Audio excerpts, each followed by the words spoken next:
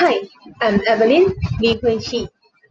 I'll be presenting about cultural diversity in workplace with my groupmates who are Ashbini, Deborah. Today we'll be taking our culture, which is Malaysian culture, with Japanese culture. According to Bendasoli 2016, culture and work are interrelated.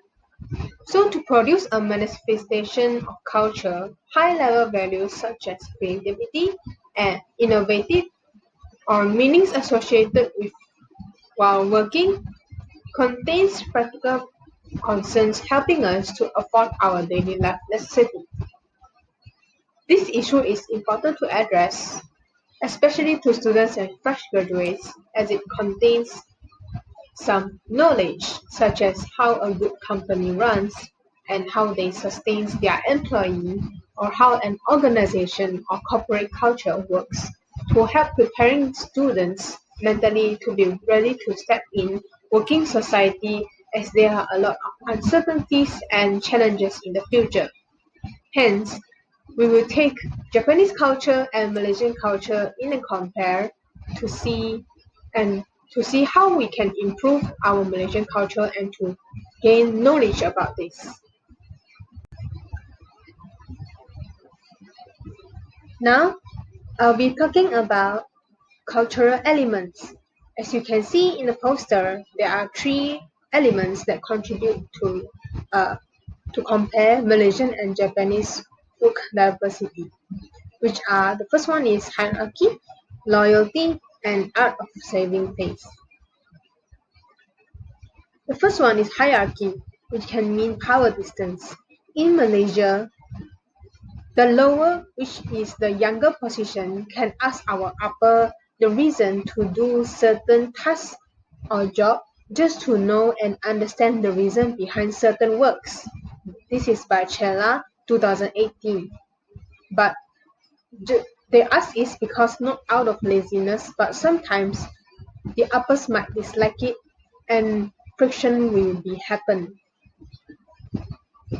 While in Japan, they have great power distance, which means their hierarchy is quite have a big gap there, which is if the boss is older 10 or 20 years, it is unlikely to get close with them and take greater effort to be friend with them.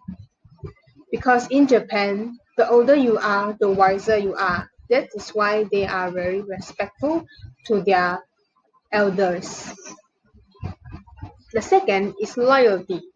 The loyalty is a symbol, which means it's a gesture. In Malaysia, employees of peers or the colleague in the same department has a WhatsApp group, including bosses for convenience in reporting MC, giving out tasks, or just a platform for them to bond and to increase relationship and together to discuss some issues. While in Japan, they are very loyal to their company. They are willing to come to office with no obligations even on weekends. They have a mindset of that their time is for their company because committing more time and effort means more loyal to their company. The third is art of saving face, which is a norm between Malaysia and Japan. There are differences in the norm between these two countries. For Malaysia, when gathering, it is quite informal and chill, where you can mess or gather around with bosses and colleagues, and they can maybe have a heart-to-heart talk or share their personal life. While in Japan, they are more formal and organized when gathering. The young and lower position employees have to serve and attend their seniors to make themselves look good and gain good impressions in front of their employees so that they can have a good impression on their colleague. And that is all from me for the cultural elements. I am Devadarshini. Today I am going to presenting on empirical evidence on workplace culture between Malaysia and Japan. There are 2 points I'm going to presenting, which is the first point is organizational culture versus corporate culture. According to studies, Malaysian business have an organizational culture in which employees from many departments collaborate while meeting or working on a project. This meme shows that employees and employees they are work together to discuss on a project. While in Japan, using corporate culture, Japanese corporations have established and developed corporate culture because they believe that having established corporate culture will provide them a competitive advantage. And move on to second point, comparison the work culture between Malaysia and Japan is leadership style relationship oriented versus collective oriented. According to Jayasingham and Chang's in 2009 research, Malaysian leaders are primarily participatory type leaders who are more supportive task focused because they are more relationship oriented, which is why employees are encouraged to make decisions. Here we can see that Malaysian employers are so friendly, which they let their employees to give suggestion or decision on any project or for the further business plans. In Japan, leadership style. According to Kimura and Nishikawa in 2016 research, Japan has a strong future orientation and institutional collectivism because they focus and tend to put the organization before themselves, because they consider the organization's sustainability and long-term impact to secure the organization interests, which is referred to as collective orientation.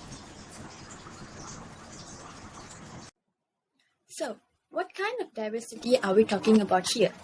Some types of diversity includes race, which is defined as distinguishing feature among groups and to run to culture difference as a more useful and less controversial yardstick, which is explained according to Jerry V. Diller in his 6th edition book of cultural diversity.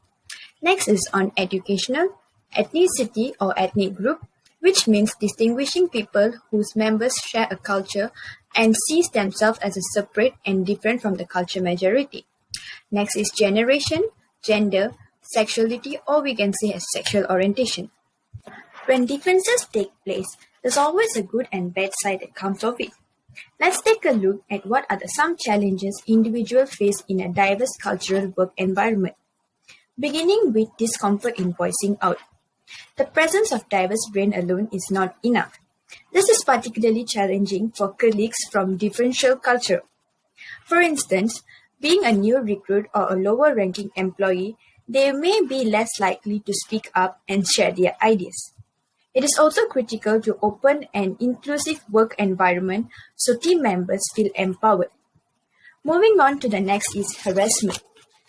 Often employees suffer with different work harassment and discrimination, like sexually, verbally, racial, and many more.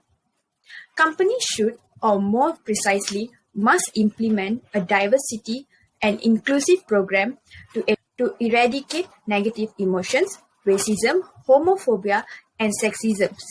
However, working style and attitudes towards work can be very different, reflecting cultural values and compounding differences. If not recognized and accounted, conflict approaches to work can hinder and breaks on the productivity of work. With that, let's move to the importance of this topic in their working environment. Firstly, high work productivity, as studied by Enoch Peden and Friends 2020 on managing diversity for organizational efficiency, resulted that diversity management and teamwork significantly influenced organizational efficiency. This is also supported by Sawyer 2020, stating that high workforce diversity impacts on the company's productivity in a positive manner. Next, we take a look at innovation through creativity. Research on creativity and innovation has been consistent in showing up value of exposing individuals to experience with multiple perspectives and worldviews. It is the combination of these various perspectives in novel ways that result in new ideas popping up. Additionally, a commitment to diversity demonstrates that companies value fairness and equity. A company that opens recruit to the best candidate for a job, irrespective to their group of belonging, achieves loyalty and a good reputation. When companies hire a more diverse workforce from all backgrounds, these employees inevitably bring their own specific skills that can be often just as diverse. And finally, being an individual by own, you get to experience a sense of growth in terms of professionalism and as a person as well. Working across cultures can be truly enriching experience, allowing others to learn about perspective and traditions from all around the world. Bonding over similarities and differences can help an individual to become a global citizen, abandoning prejudice or an ethnocentric worldview. But again, the minds of many have doubts: how can this be achieved? Establishing cultural diversity always demands a certain level of commitment, which may require adjustment in your organizational culture. This is enhanced by implementing policies designed to establish cultural diversity. And next, the most common answer we all have heard: respect. Workplace diversity fosters mutual respect among employees. It helps them to accept their differences and make work fun and engaging. Although an idyllic atmosphere may be difficult to achieve, employees nevertheless recognize the many strengths and talents that diversity can bring in workplace, and they gain respect for their colleagues' performance. And finally, it's all about understanding. Offering all staffs training in cultural awareness and understanding as mentioned earlier as well. This could take the forms of seminar or workshop and also include first-hand accounts of what it is like to be from a particular cultural background. Lastly, implication and conclusion for this presentation.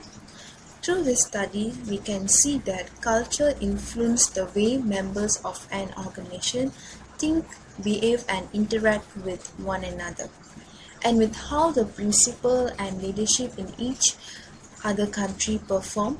There are differences in leadership style and firms which we can see from Malaysia and Japan, and sustaining the culture may sometimes help the firm to succeed in their own way.